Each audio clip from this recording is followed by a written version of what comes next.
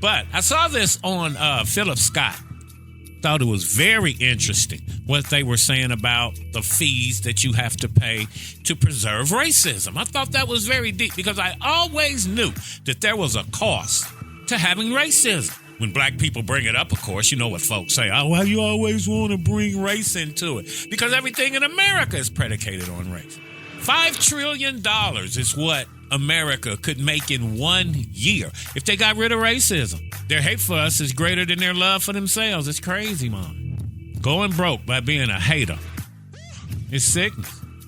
You know, they wanted folk to come out with them April 5th back there, 2025, to come out and protest. But we told you. We're at home eating popcorn and learning boots on the ground. What do we care? I try to tell people that. What the hell do you care that Trump's in office? You as a black person, what does that got to do with you?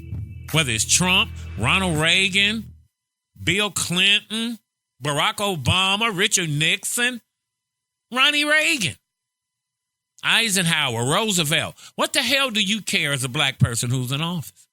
These folk figured they always had the fees to pay their way. Sometimes it just don't happen. And it's only going to get worse before it gets better until you do right.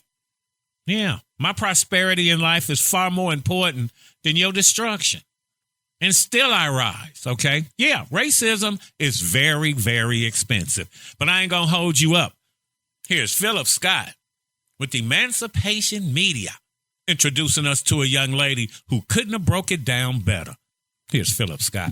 You know, anti-black racism is something that's very expensive, and it costs America a lot of money to maintain.